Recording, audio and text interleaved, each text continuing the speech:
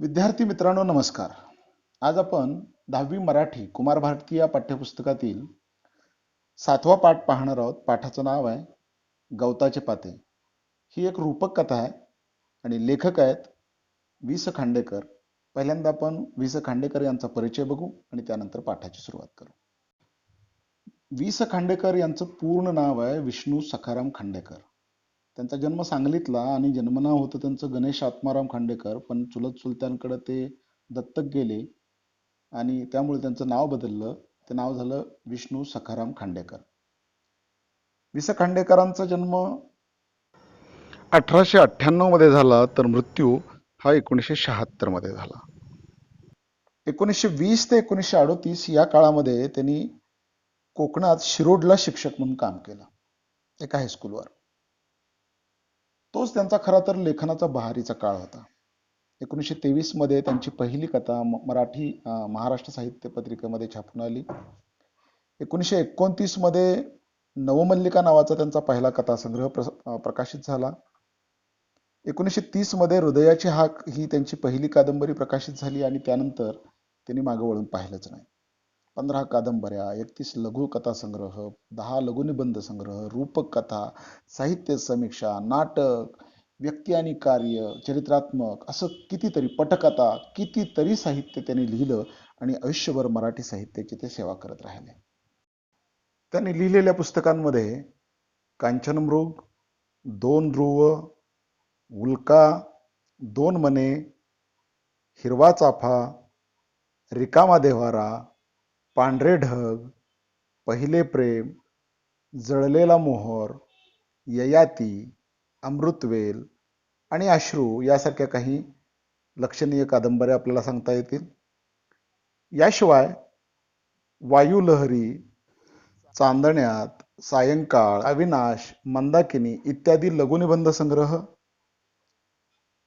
तर वनभोजन, धुंदुरमास, फुले आणि काटे, गोकर्णीची फुले, गोफ आणि गोफण हे त्यांचे समीक्षा लेख संग्रह इत्यादी लेखन त्यांचं प्रकाशित आहे. 1941 साली सोलापूर इथं झालेलं मराठी साहित्य संमेलन, या संमेलनाचे ते अध्यक्ष होते. 1961 साली ययाती या त्यांच्या कादंबरीस महाराष्ट्र शासनाचा पुरस्कार प्राप्त झाला. त्याच वर्षी भारत सरकारकडून त्यांना याच कादंबरीसाठी, ययातीसाठी साहित्य अकादमीचा पुरस्कार प्राप्त झाला. 1968 साली वि स खांडेकर यांना भारत सरकारनं त्यांच्या शैक्षणिक आणि साहित्यिक योगदानाबद्दल पद्मभूषण हा पुरस्कार दिला. तर 1974-75 मध्ये ययातीसाठी ज्ञानपीठ पुरस्कार मिळाला, की जो पुरस्कार भारतातला साहित्य क्षेत्रातला सर्वात उच्च पुरस्कार मानला जातो, सर्वोत्तम पुरस्कार मानला जातो, सर्वोच्च पुरस्कार मानला जातो असा हा. आणि विशेष म्हणजे मराठी साहित्यिकासाठी मिळालेला हा ज्ञानपीठ पहिला पुरस्कार होता. स्वतंत्र भारतामध्ये ज्ञानपीठ पुरस्कार सुरू झाला आणि मराठीच्या वाट्याला जो आला तो वि स खांडेकरांच्या रूपानं. त्यामुळे वि स खांडेकर हे मराठीतले पहिले लेखक आहेत की ज्यांनी आपल्या साहित्य कृतीसाठी ज्ञानपीठ मिळवलं. रूपक कथा ही खांडेकरांची मराठी कथेला देणगी आहे.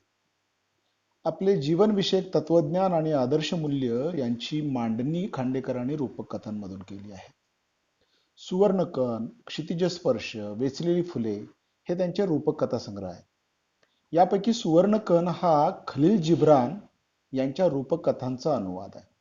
प्रस्तुत कथा म्हणजे गवताचे पाते ही कथा सुवर्णकण याच कथासंग्रहातली असून खांडेकरांनी सृष्टीतली पाने, गवताचे पाते या घटकाच्या रूपकांमधून माणसाच्या विविध वृत्ती प्रवृत्तीचे आणि भावभावनांचे दर्शन या रूपक कथेतून घडवलेलं आहे.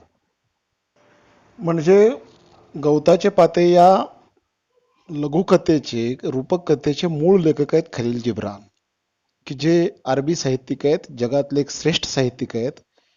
यांचं साहित्य जगभरातल्या सर्व भाषांमध्ये भाषांतरित झालेलं आहे, मराठीमध्ये सुद्धा आहे. खलील जिब्रान यांचं साहित्य मिळवणं आणि वाचणं ही आयुष्यातली एक मोठी आनंदाची गोष्ट आहे असं मला वाटतं. तुम्ही याचा शोध घ्यावा.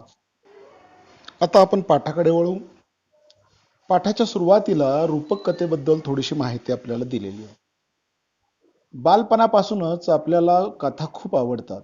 विज्ञान कथा, ऐतिहासिक कथा, जातक कथा, साहस कथा, रहस्य कथा असे कथेचे अनेक प्रकार आहेत. यापैकीच एक प्रकार म्हणजे रूपक कथा होय. रूपक कथेचे वैशिष्ट्य म्हणजे ती आकारानं लहान असते. तिच्यात अर्थघनत्व, आशय समृद्धता आणि सूचकता असल्याने ती अधिक परिणामकारक होते. नाट्यात्मकता, अलंकारिकता आणि संदेशपरता ही रूपक कथेची आणखी काही वैशिष्ट्य होत. रूपक कथेतून वाच्यार्थ क्षणोक्षणी अंशतः कमी होत जाऊन लक्ष्यार्थ प्रभावीपणे सूचित होतो. खालील कथा वाचून आपल्याला या कथेचा अनुभव येईलच. पाठाच्या सुरुवातीलाच लाल अक्षरामध्ये दिलेली जी माहिती आहे ती रूपक कथेची वैशिष्ट्ये आपल्याला सांगते. यातलं एक महत्वाचं वैशिष्ट्य बघा की जे तुम्ही समजावून घ्या. यात असं म्हटलेलं आहे की रूपक कथेतून वाच्यार्थ क्षणोक्षणी अंशतः कमी होत जाऊन लक्ष्यार्थ प्रभावीपणे सूचित होतो. म्हणजे या कथेमध्ये झाडाचं पान आणि गवत यांचा संवाद आहे. कथेत पूर्ण झाडाचं पान त्या गवताच्या पात्याला आणि गवताचं पातं झाडाच्या पानाला बोलतं असं आपल्याला कळतं. पण हळूहळू यातली ही पात्र, यातला हा संवाद हा झाडाच्या पानाचा आणि गवताचा नसून तो कुठंतरी मानवी जीवनाशी जोडलेला आहे, मानवी स्वभावाशी जोडलेला आहे असं लक्षात येतं. म्हणजे वाच्यार्थ कमी होत जातो आणि लक्ष्यार्थ ज्या कथेतून लेखकाला जे सांगायचं आहे, मानवी भावभावनांचं जे दर्शन घडवायचं आहे, माणसाच्या विविध प्रवृत्तीचं जे दर्शन घडवायचं आहे, ते दर्शन आपल्याला ठळकपणे जाणवायला लागतं. म्हणजेच लक्ष्यार्थ जो आहे या कथेतला तो प्रभावीपणे सूचित होतो असं म्हटलेलं आहे. त्याचा अर्थ हा. विद्यार्थी मित्रांनो, आता आपण पाठाचं प्रकट वाचन करू. सर्वजण पुस्तकात लक्ष द्या. हिवाळा नुकताच सुरू झालेला होता. झाडावरून एकामागून एक पिकलेली पाने गळून पडू लागली. पट पट पट. त्यांचा तो पटपट असा कर्णकटू आवाज. तो आवाज ऐकून धरणी मातेच्या कुशीत झोपी गेलेले एक चिमणे गवताचे पाते जागे झाले. गिरक्या खात खात जमिनीवर येणाऱ्या एका पानाला ते म्हणाले, पडता पडता किती कटकट करतोयस तू? तुझ्या या दंग्यानं माझ्या साऱ्या गोड गोड स्वप्नांचा चुराडा झाला की. पानाला राग आला. ते चिडून म्हणाले, अरे जा, चिडखोर बिब्बा कुठला. मातीत जन्मून मातीतच लोळणाऱ्या तुझ्यासारख्या क्षुद्र गवताच्या पात्याला आमच्या या उच्च वातावरणाची कल्पना कशी येणार? हा दंगा नाही बेटा, हे गाणं चाललंय. जन्मात कधी आ न करणाऱ्या तुझ्यासारख्या अरसिकाला ते समजायचं नाही. हे बोलता बोलताच ते पान पृथ्वीवर पडले आणि धरणी मातेच्या कुशीत झोपी गेले. ते पुन्हा जागे झाले, ते वसंताच्या संजोग स्पर्शाने. त्या स्पर्शात विलक्षण जादू होती. त्या जादूने आता त्या पानाचे रूपांतर गवताच्या चिमुकल्या पात्यात झाले होते. पुन्हा हिवाळा आला. थंडीने कुडकुडत गवताचे पाते धरणी मातेच्या कुशीत लपू लागले, झोपू लागले. पण पुन्हा पुन्हा त्याची झोपमोड होऊ लागली. जिकडे तिकडे झाडावर पाने सळसळत होती. पट पट असा आवाज करीत पृथ्वीवर पडत होती. ते गवताचे पाते कपाळाला अटी घालून स्वतःशीच पुटपुटले, काय ही हिवाळ्यातली पानं. जीव खाऊन टाकला यांनी अगदी. केवढा हा कर्णकटू आवाज. छी छी छी. माझ्या साऱ्या गोडगोड स्वप्नांचा चेंदामेंदा केला यांनी. तेव्हा विद्यार्थी मित्रांनो, ही आहे आपली रूपक कथा. लेखकांनी यात दोन प्रमुख पात्र रंगवलेली दिसत आहेत आपल्याला. एक आहे हिवाळ्यात पानगळीच्या काळात झाडाचा निरोप घेऊन खाली जमिनीवर येणारं पान, झाडाचं पान. आणि दुसरं आहे मातीच्या कुशीमध्येच जन्माला आलेलं आणि मातीच्या कुशीतच विश्रांती घेत असलेलं गवताचं पात. या दोघांचा मोठा संवाद या रूपक कथेमध्ये दिलेला आहे. पानगळीच्या काळामध्ये गळणाऱ्या पानांची सळसळ, गळणाऱ्या पानांची पटपट असा होणारा आवाज हा या गवताच्या पात्याला सहन नाही होत. ते नाराज होते या आवाजानं. त्याची झोपमोड होते, त्याच्या गोडगोड स्वप्नाचा अगदी चक्काचूर होतो. आणि मग असं हे रागावलेलं गवताचं पातं त्या पडणाऱ्या पानाला एखाद्या म्हणतं, किती कटकट करता रे तुम्ही पडता पडता.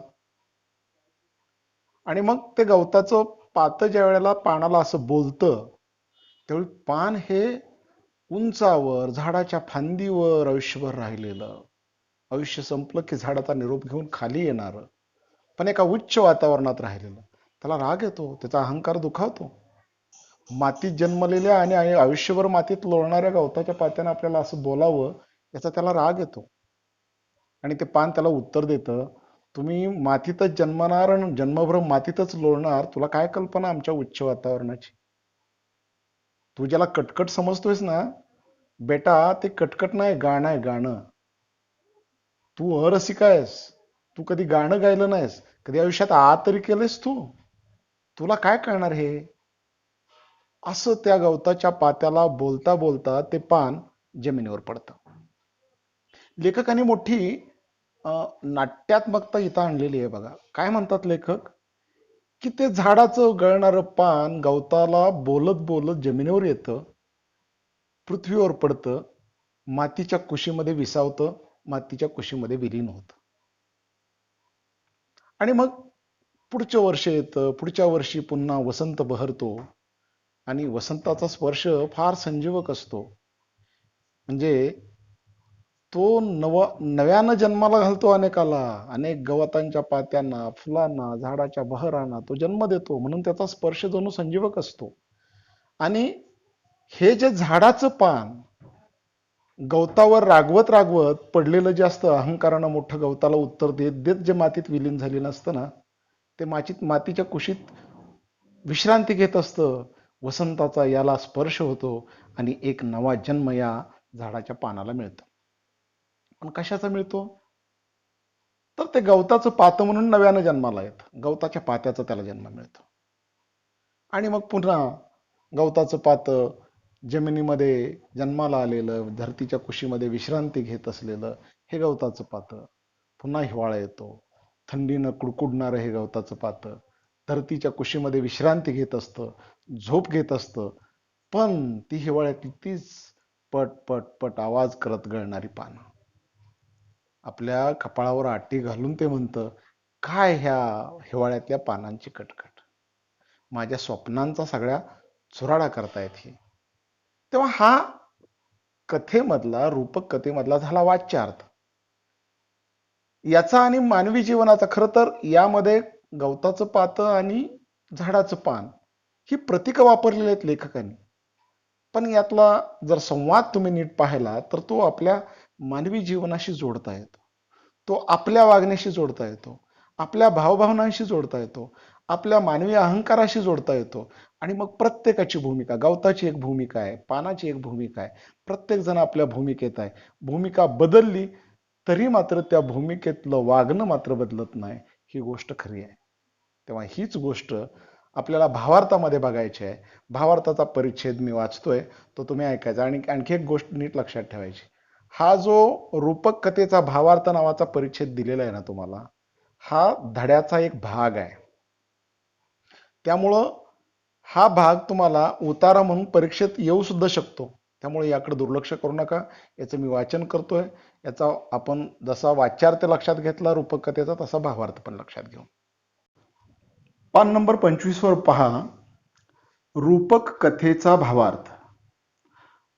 अगदी साध्या सुध्या अशा नैसर्गिक गोष्टीतून मानवी स्वभावाचे विविध पैलू दिग्दर्शित करण्याचे लेखकाचे सामर्थ्य या कथेत सुंदर रीतीने प्रकट झाले आहे.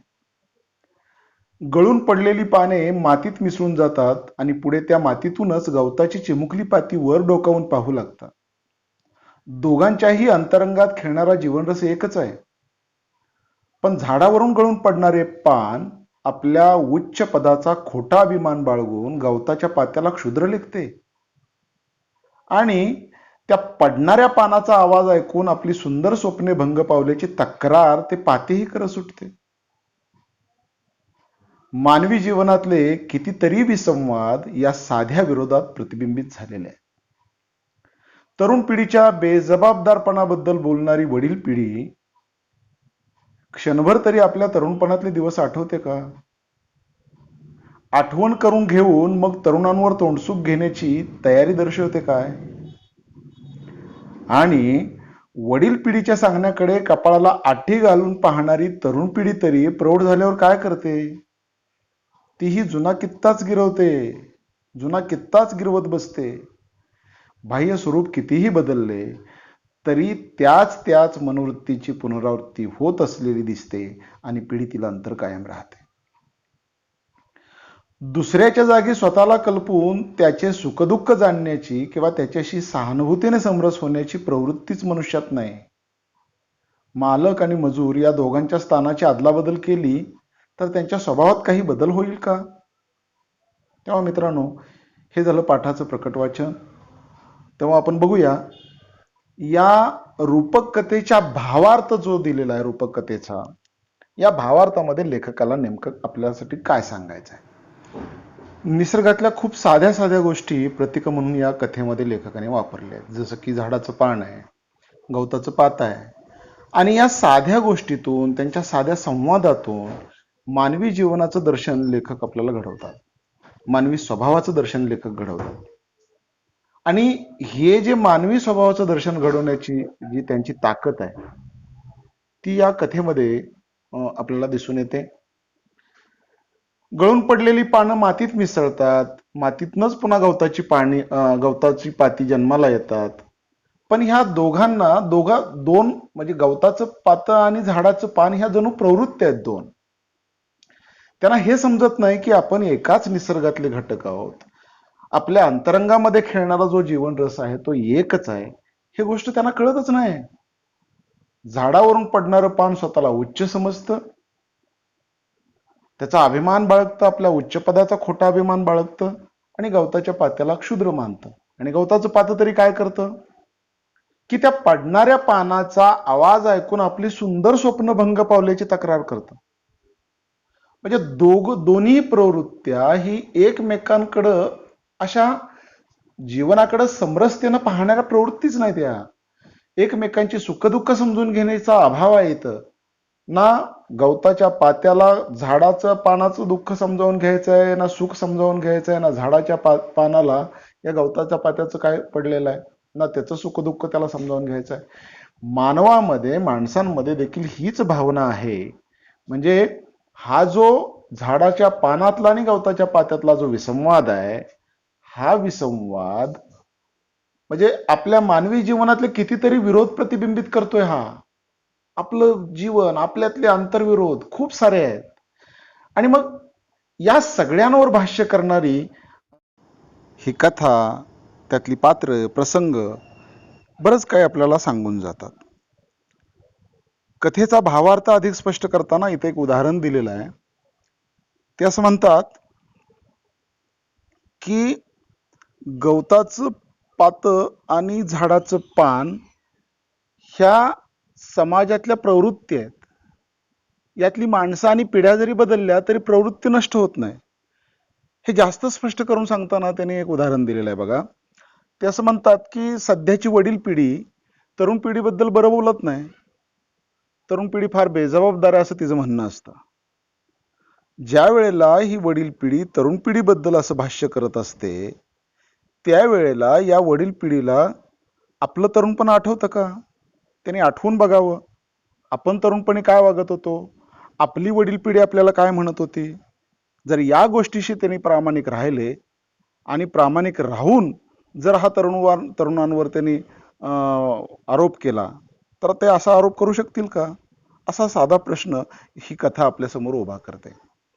भूमिका बदलली म्हणजे जसं बघा, लहानपणी वडील रागवत असतात, तू अभ्यास कर, शाळेत जा, शिस्तीनं वाग, घरात शिस्तीनं वाग, सगळं सांगत असतात आणि आपल्याला ती गोष्ट पटत नसते.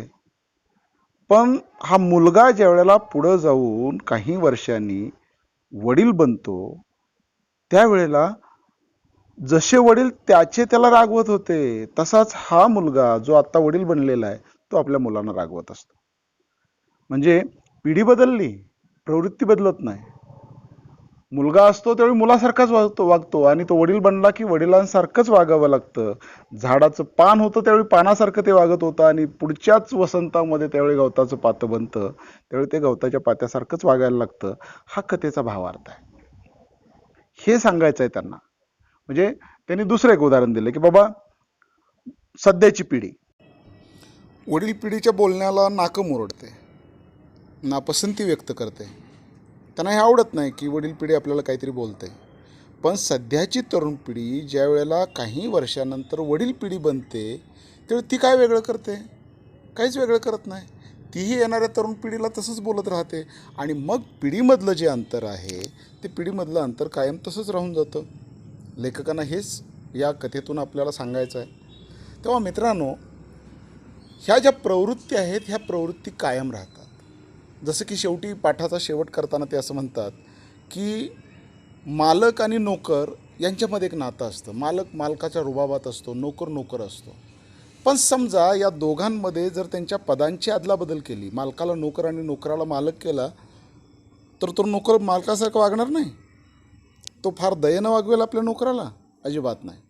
मालक जरी नोकर झाला तर नोकरासारखंच वागणार आणि नोकर जरी मालक झाला तर तो मालकासारखाच वागणार. त्यांनी परस्पर भूमिका जरी बदलल्या तर ह्या प्रवृत्ती मात्र बदलता येत नाहीत. साधं उदाहरण घ्या ना, शिक्षक तुम्हाला रागवतात, अभ्यास करा, गोंधळ घालू नका. पण ते शिक्षक ज्यावेळी विद्यार्थी होते त्यावेळी तुमच्यापेक्षा फार वेगळे होते असा अर्थ नाही याचा.